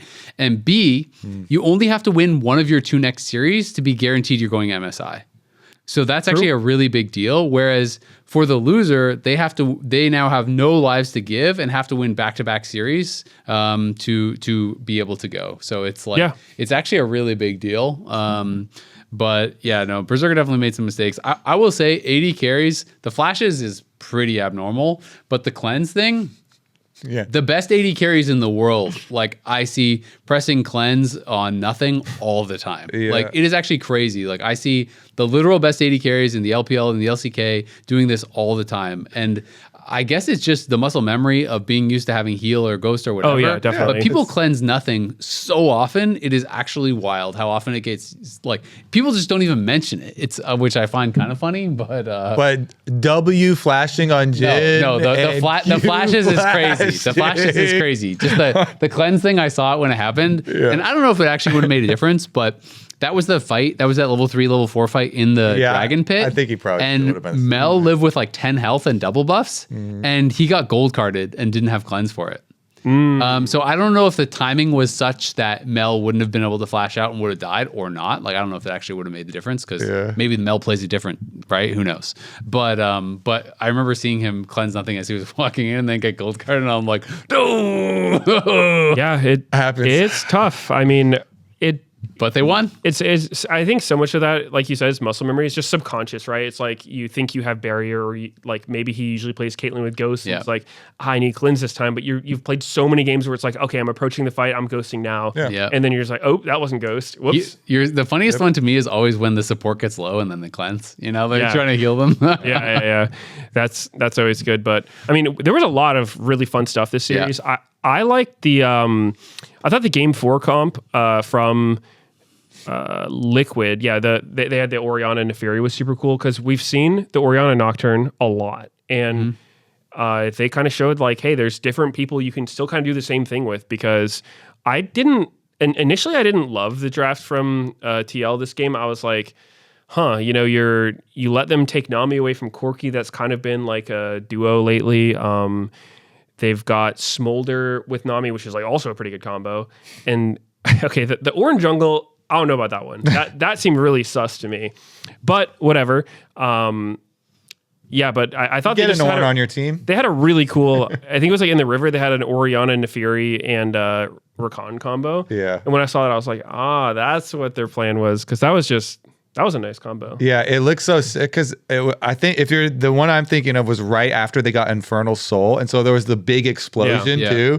So it was like cool looking, like Neferi missile in with the shockwave going, perfect timing. That one definitely did look cool. I definitely agree. Yep. The personal thing I was super hyped for was the Rek'Sai jungle, because I'm a big Rek'Sai enjoyer, and I think with Hail of Blades, Rek'Sai is actually so strong right now, but. God, that was rough to watch. You know, respect to Jose, great player. Doesn't seem very practiced on Rek'Sai though. I will say it. His Rek'Sai was a little sketchy. I wanted to go up there because that's been my new. Oh, you're gonna sit down for him? Say, yo, move aside. that's been my new one trick for like a year since Volibear got. You know, whatever happened to him with the balance team. Wow, you make it sound so serious. Well, it was very close to my heart, hurt me deeply.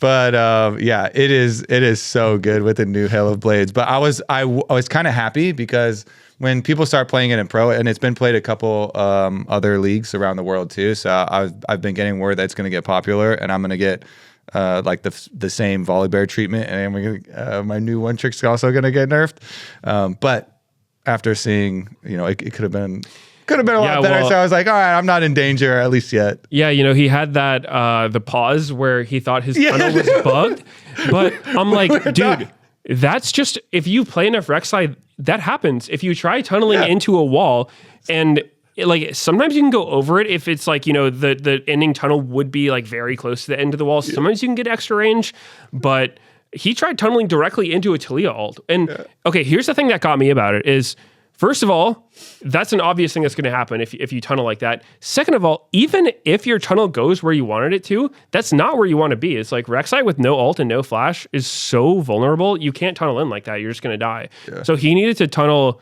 back toward the river, and then maybe like you could re-engage with a different tunnel or something later. But when I saw that, to me, that was kind of a big indicator. It's like, okay, he does not seem very comfortable in the champion if he thought that was a bug. Yeah, when they paused it, we were looking at each other, and I was like, I mean, it's nothing to be embarrassed about. Some people just have short tunnels. It's okay. It happens to everybody sometimes. Like you're saying, it's pretty rare to get the extend tunnels. Yeah, because I feel like you have to be like so close to the edge of something. It's not like Flash where it's like, all right, you just have to be like 50%, and it'll like push you to the edge. More often than not, your tunnel's just going to be short. And back to life. It looks goofy. Yeah, exactly. Can't pause. Got a short tunnel. It's out there for everyone to see. You got a short tunnel. Sorry, no chrono break for that. Yeah, I did hear though, like in the pause. He wasn't certain it was a bug. He was just like, I don't know, but this might be a bug. So like, can you guys check it out? Because I'm not sure if it's supposed to work like that. They ended up losing the series, unfortunately. Well, let's talk about the lower bracket here, because these are the elimination matches. We have FlyQuest versus Sentinels, which I think is going to be really, really exciting. And then TL versus Shopify, who is obviously kind of the big underdogs. Yeah, TL. No, yeah, Shopify. I believe Isles said, I don't see any world in which they can win on pros was his kind of evaluation of that one. But yeah, let's start with FlyQuest versus Sentinels because that's a banger. And this is the youngest team in all of Tier 1 Pro, right? You had the graphic made last week, and Sentinels, they've got our oldest player ever, Impact, who's out there setting records for us at the LCS, oldest player in the LCS, who he also, way up there. But I also really like that it's not just another time where we're like, oh my goodness, look at the super young team and the old team. It also fits the way they play. These two teams, like the way that they play really does embody like FlyQuest. We have lots of mechanics. We're always old. Yeah. Wait, no, they're the young ones, bro. I know. But it's just funny. You're like, yeah, and their ages really embody the way they play. Like Sentinels just play so old. A lot of point and click champions. Just the concept of that. I knew you were talking about FlyQuest. I was gonna start with the FlyQuest one because it's more exciting. Oh, they're so young. Mechanics, they always fight you. They're aggressive. Yeah. They're using all these new young champions. Shyvana, Nasus jungle. Actually, which is kind of, maybe that would be an old one. The young person champion. It's not. It's infrequently used. The mechanics on that one don't quite line up. Making the old one new again. Boom. Good save. And then when Sentinels, like their like old style play is, they're very good at the mid game and late game, and they play much more controlled. And they do always have. We keep on showing the comms and stuff from Huhi, but it's like the planning is always there, and they're always looking for, hey, it's okay, we can still win this game. We've been down before. It's okay. We play plenty of games like that. We got 10 years ago. But and they always do. They do a lot of like their most successful drafts are usually around like Rahel is on Caitlyn or something, and you're gonna get a late game Caitlyn with 5 or 6 or 7 items even, blasting people. And only old people have enough money to buy all those items. You gotta work a long time in the game, so you get older during the games that Sentinels play because they're longer. Exactly. Yes. The top lane matchup I do think is the funniest with it by far, because Impact is our oldest player, and everyone's like, Impact, why are you not playing tanks? Like, just play the tanks, man. You're so good at them. Okay, so good weak side and just playing tanks for the team. And then he finally, locks in before playoffs, plays like an Ornn and the Scion, like Sante, wins all the games, qualifies for playoffs. And then we got Gakkos, and every week it's like record on carries, 302, record on tanks, 0-54, you know? Like, it's the kind of the polar opposite. Of the styles there, but no, I think this one's going to be really exciting, and like all the pros will tell you, FlyQuest can beat anyone, but they could also potentially lose to anyone because they do have kind of these up and down moments. And like I interviewed Masu about it. I don't know if you saw Meteos before the series last time, and I was kind of asking him about it, and he just says that he believes it's a lot about like they like to hands check people and they're really confident in how they can actually play out fights and stuff. And that's just the reality of League, is that can snowball one way or the other, right? If you actually try to go for a play like that and it is a bit riskier and it goes bad, the game can start to snowball the other direction. But you can also kind of like outplay anyone. And when they are doing well and when they play with a lead, I feel like FlyQuest can look pretty unstoppable and can look pretty incredible because they do have such good mechanics, and they can have all these players making individual outplays across the map, which is really, really cool. But Sentinels is definitely a smart team. My big concern for Sentinels, though, is going to be how will they hold up in a best of 5 drafting wise for Fearless? Because when I think of Sentinels, I think of them being incredible on specific champions, right? Obviously I mentioned Impact. I think Impact is like the tank god. This guy is so good at playing that style. Rahel is undefeated on Caitlyn. Huhi, undefeated on Bard. Hambach, undefeated on Skarner. Like, those champions are really, really good. And especially if you're looking at online qualifiers and all this sort of stuff too. Darkwings has been incredible on the Anivia. He's only played it once or twice in LCS, but hasn't lost on that either. But I just feel like they have these champions where when they play them, they look amazing and they win. And when they are off those, they look like a completely different team. So when you're going into a best of 5, you prep way more against that, and you would think the other teams would be banning it if it's a good spot for it. And B, even if you do get it, you get it once, and you got to win 3 games. Yeah, and like you said, in Fearless, you don't even necessarily have to ban it. FlyQuest could easily go into this series and just take all of Sentinel's champions. Well, I mean, I don't know why Sentinels. As many as you can get your hands on. Yeah, exactly. But it's like, let's just grab Caitlyn Skarner whenever we can. Yep. And Gakkos likes to be a top. Yeah, I mean that's it. You can't get him the rest of the series, and I totally agree with your point. I think that Sentinels do look good on their champions, but they show some clear weaknesses when they don't have them, and so I would favor Fly like pretty heavily here. I would guess maybe like 3-1. Yeah. I would say, just because I think Sentinels are good at I like their macro, I like their teamwork, but I don't know. I think that when they're not on their best picks, it looks a lot worse. And I think FlyQuest have shown, I mean, they took C9 to 5 games. They easily could have won that. Like, they threw game too hard. I mean, they just seem to have a lot of different things that they can play.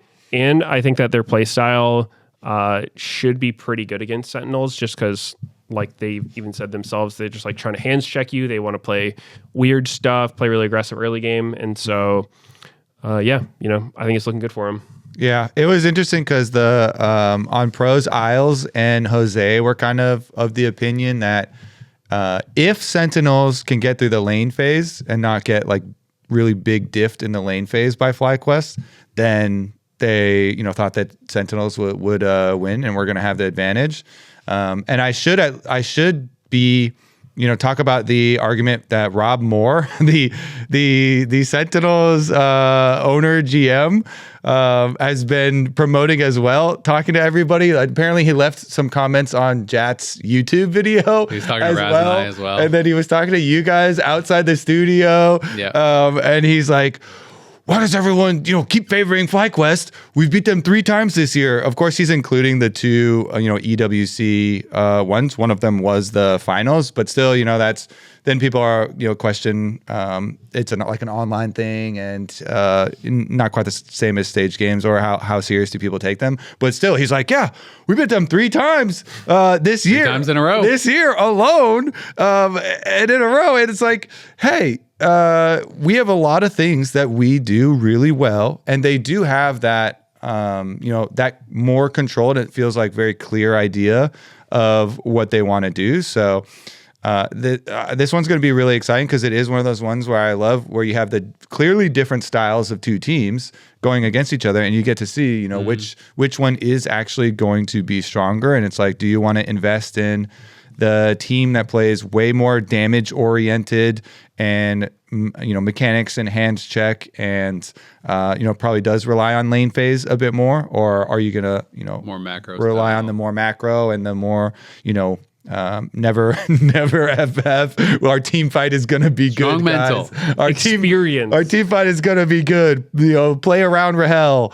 But I think the steal away their champions thing was one of the big things I had coming in. Talking about like the Skarner especially, because Griffin has not played it in recently at all. But again, he played it so much when it first came out, and I feel like that is a no-brainer. Steal away.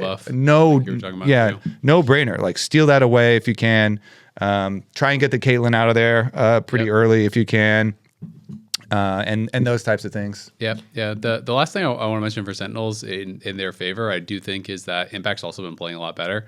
I think Impact had been playing pretty poorly, and I think he's playing better on stage. And every top laner I've talked to has told me that like Impact is back, and they think he's playing really, really well in scrims and just in general again. So Impact turns it up for playoffs. He's like always kind of been that type of guy. So you never know. I mean, maybe that's why he's been able to play so long. I do think he's the kind of guy who's like early in the year, early in the split, he might be chilling a little harder than you might like. You got to pace yourself. Huh? Actually, though, and then he ramps it up. So got to do his warm-ups, his stretches, I do think Rob has a good point, though. Like the fact that they beat him 3 times in a row, it does feel a little unfair to and probably every time people like FlyQuest for your favorites here. Yeah, so but FlyQuest does better against all the other top teams. That's the difference. That's what makes people believe. That's true. FlyQuest just went 5 in a best of 5 against C9 and just beat Lyon recently. Yep, that's totally fair. I'm not going to change my vote for it, but I think Rob does have a good point, and I don't think it's going to be a stomp. I think Sentinels absolutely could show up. Yeah, this series is definitely way closer, and it's going to be more interesting for our predictions in the next series. So we'll do our. I think. Man, I still want to go FlyQuest too, though. Even though Rob's like, yeah, we beat him. I'm like, yeah, you did. But Rob, you make some great points. We're all predicting FlyQuest. I still want to go FlyQuest though, because I also feel, I'm worried about the champs. I'm really worried about the champs. Thinkard and Apollo. Yeah, Thinkard and Apollo are definitely going to be attacking your, fearless champion pool here, best of 5. I feel like they for sure go after not only banning but also picking, some of these champions. And since this one is a full 5 fearless, you've got room to do that. And FlyQuest have, I feel like, some good stage time and a lot of very funny picks that they can pull out super deep in there as well. So I'm still going to go FlyQuest. Even you got to make it 4 times in a row, Rob. Yeah, I mean, best of 5, it's like you have to keep beating them on different stuff, right? And it's like you'll run out of tank tops. Honestly, there's not that many top lane tank champions that are that good. You'll run out of Skarner and Caitlyn's. Run out of Skarners. I was also spying on all their solo queue accounts. We were just prepping for this week, and Impact has been spamming Anivia top 2. So maybe we even get some kind of flex pick there because you're mentioning Darkwing's Anivia as well, and he actually Gakkos likes it. Yeah, and he goes for some lane winning top lane too. They don't have to stick him on tanks all the time. So meanwhile, Gakkos has been also playing like Cassio top and all those other things that we've started to see sporadically pop up. Top lane champion pool has actually gotten pretty fun. A lot of variety. A lot of the isolated matchups are just so hard. If you don't get jungle help and you're blinding, and some of these matchups people pick into you, it's like, all right, well, I'm going to lose. I just have to try to lose as gracefully as possible, right? So it is definitely really strong in that way. The other matchup coming up this week is the one that I think everyone is going to feel is pretty one-sided. It's TL versus Shopify. Shopify does feel kind of like the odd one out as far as, the team that people are kind of not really giving that much credit to. When you talk to the pros, like you said, Isles and everyone didn't really see how they would be, expected to beat TL. I do think when you're looking at the players on paper, you have to favor basically everyone on TL, like role by role. Shopify, they do have that X factor though of contracts, and I think that's the kind of like hope if you are a Shopify fan, is that Contracts has to go beast mode, because this guy at his best can be incredible. Against Dignitas, he went absolutely sicko mode, was just completely stomping them. And even when he played against TL last time, it did not result in a win, but he had an incredible Poppy game and a loss that put them in a position where they definitely could have won. He also had an amazing Pantheon game. I think it was against Cloud9, where he was out to like 7 early kills. So he has given his team some good shots to win games through some pretty incredible play. It doesn't always result in a win, but I feel like their hope is he plays really well, and Fudge and B-Boy can play well. Hey, you never know what could happen. Yeah, I think the key word there is like hope, because even versus Dignitas, who were the first ones out of the league, and got absolutely kind of run out. Even there, while Contracts is smurfing, both the solo lanes are down thousands of gold really early on. Yep. And so even though Contracts is sweating, he's like 9-1 on Wukong or Olaf over here. He's like, pow, pow, pow, I get the objective, I kill him. Wasn't that disguised? Oh, Disguise, yeah. That one was versus Disguise. The Olaf and the Wukong carry, the most recent one, that was versus Disguise. The Dignitas one was at the very beginning, which gave people hope. But even the one versus Disguise, and he's sweating over here. And then you're looking up at the scoreboard and you're like, it's really close, this scoreboard, to have like a 10-0 Olaf or like a 9-1 Wukong in this game. And yeah, it's because both those solo lanes are down thousands and thousands of gold each time. Defense. It's a much more fun game to win when you need all those kills, True. When your jungler gets that far ahead and I have 5 kills top lane, the other team just FFs. So true. That's you don't get to enjoy all of your hard work. True. They were giving him maximum enjoyment in this Olaf game. Yeah. I mean, I feel like Shopify right now to me is Contracts, and then sometimes B-Boy is like this whole team. I think B-Boy has looked pretty good. Sometimes their lane goes terribly, but Seos has looked very not good. Seos is struggling a bit, but B-Boy, like, his itemization is so sketchy. Even against DSG, he was like 2k up on Lucian, but that 2k was his first item Serpent's Fang. First item Serpent's Fang Lucian is borderline reportable. I don't know. I don't care how much shielding they have. They didn't even have that much. That is just a wild thing to rush. So, I feel like he needs to not cook too hard. I think maybe we stick to like the more tried and trusted builds and whatever. Meteos is saying, don't overthink it, bud. Look at the recommended items. The Essence Reaver. They've got a great shop system. Put the Essence Reaver in the bag. Meteos is like, hey, I'm not saying you have to go Essence Reaver. We've seen different Lucian builds. Not that one, though. Not that one. Not Serpent's Fang. Not first. Fair. It's funny. Sometimes I'll see those kind of builds. I think I was talking to Impact the other day when Saint did this. I can't remember. No, it wasn't first. It was second item Bloodletter's Curse, but he was on like a solo AP team, and the other team had no MR at all, right? And he was playing Silas, I believe it was. And it was just like, surely anything else here is better. Like, you could go like a damage item. You could go Zonias if you want team fight. You could even go just like Riftmaker or something, and it would be better, right? And and like Impact was just like, I just don't think he like thinks about his builds a lot, right? Like a lot of people, he just plays off of feel, right? And it's kind of goes for it. And it's like, so I mean that is true of a lot of pros, a lot of places around the world.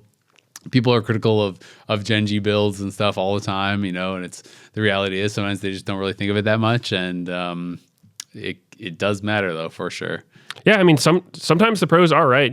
Sometimes their weird build gets criticized by the community, but like there's actually some angle people aren't seeing. Yeah. I don't think it's the case here.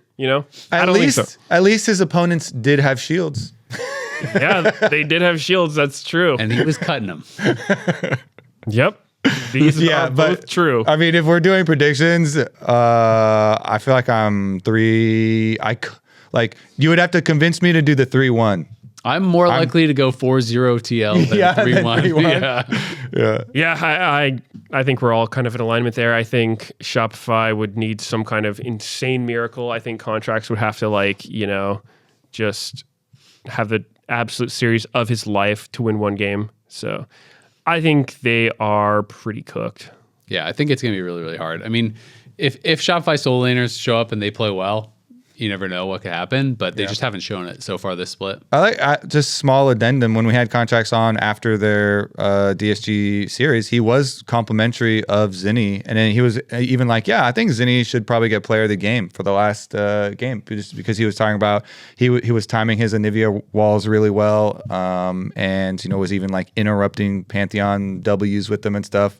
And maybe some of that is being humble and wanting to give it to not say your own name or whatever, but still. So yeah, there's a world where the solo lanes are looking better, and that would definitely make the whole team completely different, and would put like more validity and like more options, so they don't have to just do like contracts B-boy. And the other angle that you usually want to focus on the positive angle, but the other angle is I think the pressure on TL is going to be crazy for this. And Spooks did talk about all the internal pressure that Quinn was playing with, and he said this in an interview, that he thought that was partially why he wasn't playing as well as he was on 100 Thieves, because there's more pressure.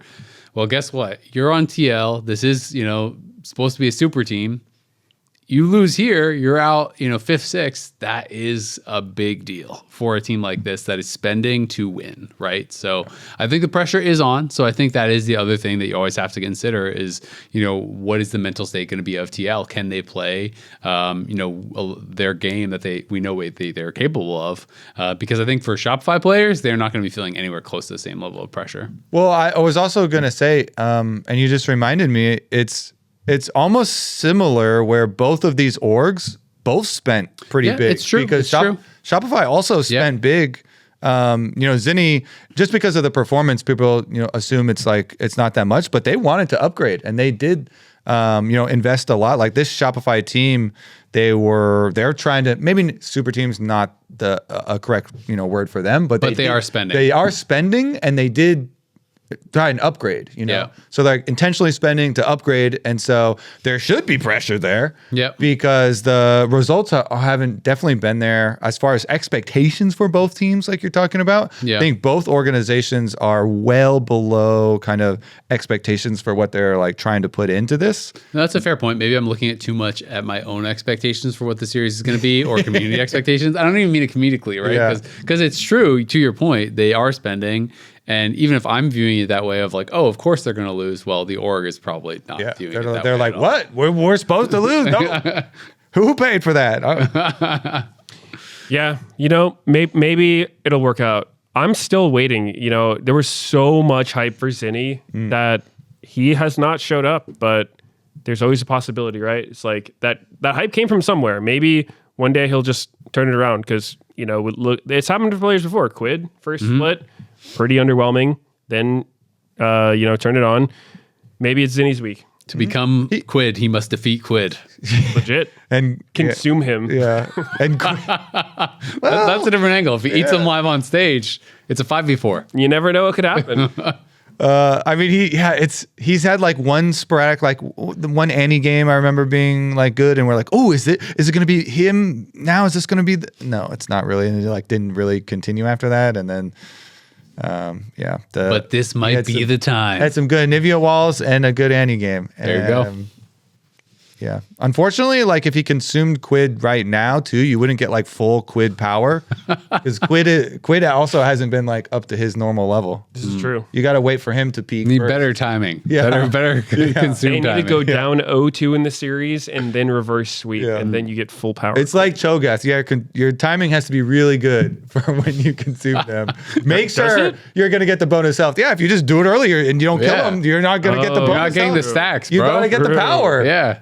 I was That's not a thinking more Cho'Gath late player. game Cho'Gath who's feasting for 2K. I'm like, do you really need to time it that way? yeah, just hit the button. Yeah, when they're on your screen, you have to press it. True. Make sure you're not clicking on a minion.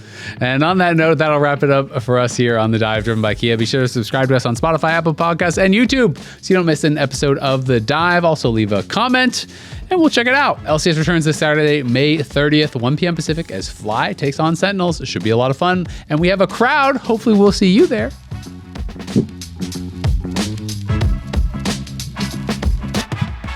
Okay, bye now. Bye-bye. Bye-bye.